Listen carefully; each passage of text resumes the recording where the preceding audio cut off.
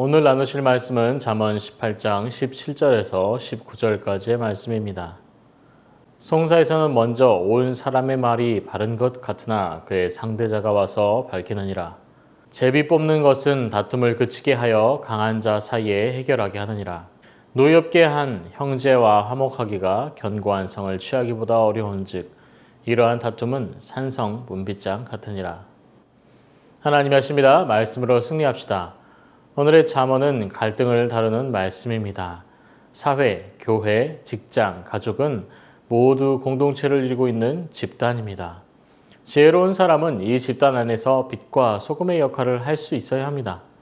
공동생활을 하다 보면 불편한 점이나 문제가 될 만한 언쟁들이 발생하게 됩니다. 지혜로운 사람은 이러한 일이 벌어질 때 어떠한 판단을 하여야 할까요? 아이를 기르다 보면 흔하게 겪는 일이 바로 옳음을 판단해주고 아이들의 갈등을 잠재우는 일입니다.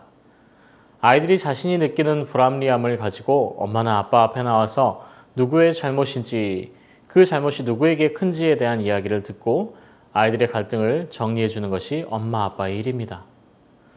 이때 어떠한 부모는 자신이 가장 사랑하고 관심이 있는 자녀의 말을 듣고 판단합니다.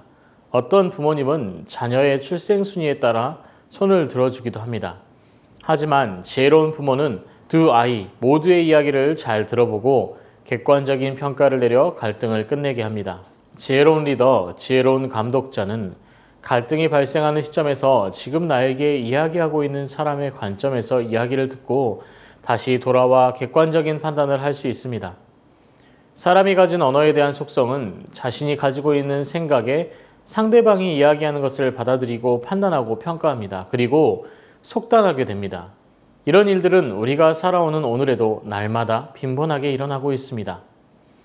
잠언 본문 17절이 우리에게 말씀하시는 것은 우리는 남에 대한 악평이고 고발을 들을 때에 모든 것을 알고 있지 않은 상황이라는 것을 알아야 한다는 것입니다. 때문에 신중하게 악평과 고발의 말을 잘 판단하고 생각하되 분명히는 상대방의 이야기 또한 들어보아야 한다는 것입니다. 더불어 공동체 안에서의 평화를 지키는 지혜로운 사람이라면 악평의 대상이 되는 사람의 악평을 다른 사람에게 옮겨서도 안 된다는 것입니다. 이러한 것들은 내 스스로 인내하고 삼겨야 할 문제입니다. 다만 한 사람의 생명에 관련된 문제이거나 사회적으로 큰 문제가 될 수 있는 것은 예외의 문제입니다. 우리 일상에서 들려오는 많은 소리들과 판단들을 우리의 이웃을 위해 우리가 살아가는 공동체를 위해서는 지혜롭게 내 마음에 가두고 그 악평을 옮기지 않는 것, 그것이 지혜로운 사람이라고 말씀하고 있습니다. 18절과 19절은 노엽게 한 형제에 대한 처우에 대한 지혜를 말씀하고 있습니다. 사람이 서로 다투고 서로에 대한 화가 나 있는 경우라면 쉽게 화해에 이르지 못할 것이라고 말합니다. 18절은 다툼이 강렬해지는 순간에 제비 뽑기를 제안하고 있습니다. 이 제비 뽑기를 이해하기 위해서는 구약적인 지식이 필요합니다.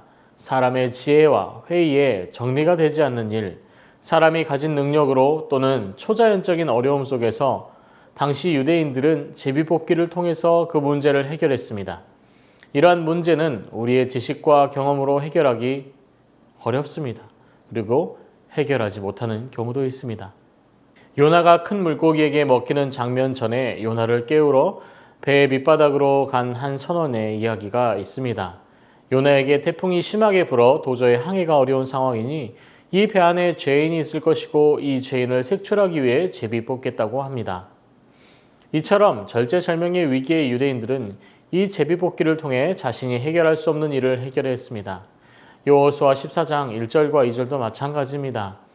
이것은 이스라엘 자손이 가나안 땅에서 받은 기업, 곧 제사장 엘르아살과 눈의 아들 여호수아와 이스라엘 자손 지파의 족장들이 분배한 것이니라. 여호와께서 모세에게 명령하신 대로 그들의 기업을 제비 뽑아 9지파와 반 지파에게 주었으니 중요한 영토를 분배하는 과정에서도 사람들 안에서 가부간의 갈등이 없도록 제비를 뽑는 것을 볼 수가 있습니다. 분쟁과 결정을 하나님께 맡겨드리는 전통. 이후에는 어떻게 되었을까요? 예수님의 재림 이후 복음이 온 세계로 퍼져나가기 전인 오순절 사건 전에 서로 기도하며 그 문제에 대해서 충분하게 하나님 앞에 내어놓고 많은 사람들과 기도하며 이 문제를 해결하도록 도와달라고 기도하며 최종적으로는 사람들이 모여 회의를 진행했습니다. 그리고 유다의 빈 자리를 채웠죠. 우리가 살아가는 세대는 극히 개인적인 성향이 강하게 표출되는 세대이다 보니 이렇게 많은 사람이 모이고 기도하고 서로 조언을 구해서 문제를 해결하는 것이 어려워 보일 수 있습니다. 하지만 모든 문제의 해결책이신 하나님 앞에 기도하고 믿음을 가진 공동체 안에서 조언을 구해 문제를 해결하는 것은 지극히 현명하고 지혜로운 방법입니다. 개인의 거치나 가장 중요하게 결정해야 할 문제가 있다면 교회 공동체 안에 꼭 도움을 받으시고 함께 기도하면서 갈등과 난해한 일들을 해결하는 지혜로운 성도 되시기를 소망합니다.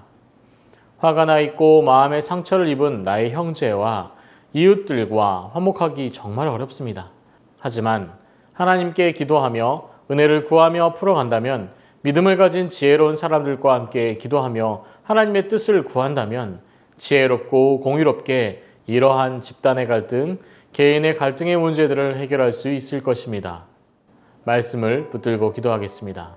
다른 사람에 대한 악평과 평가들을 잠잠히 듣고 악평과 평가를 다른 이에게 옮기지 않도록 도우소서. 스스로 해결할 수 없는 관계의 문제를 만났을 때 하나님 앞에 기도하며 믿음의 동역자들과 하나님의 뜻을 구할 수 있는 성도가 되게 하소서.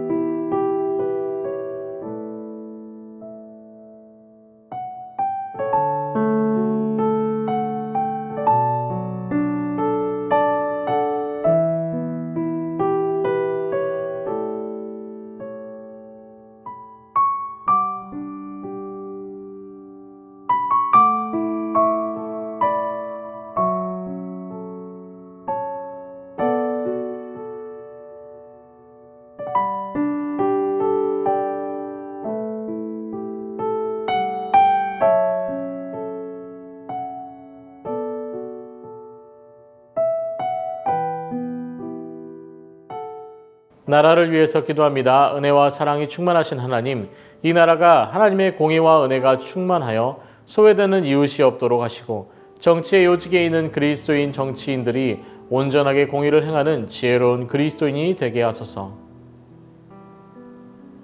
들불이 번지는 것처럼 이 나라의 지역에 많은 감염이 번져가고 있습니다. 하나님의 은혜를 허락하셔서 이 질병의 문제가 속히 해결될 수 있도록 하시고 하나님의 날개 아래 이 나라가 보호받게 하소서.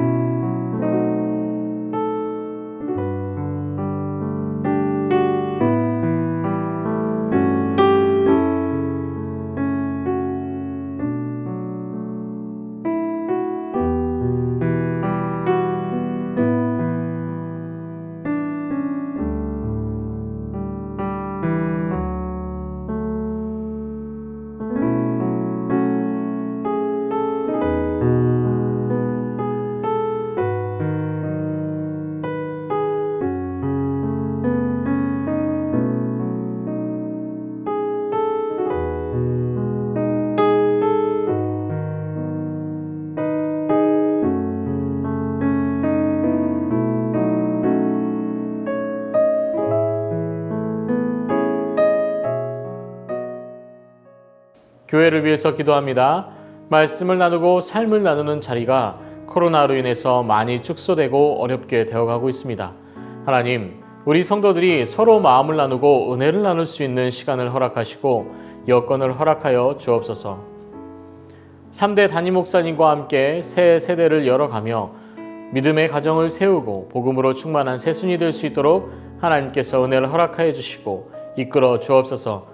한마음 한뜻 한입술로 복음을 전하며 이 지역의 빛과 소금의 역할을 하는 새순교회 되게 하소서.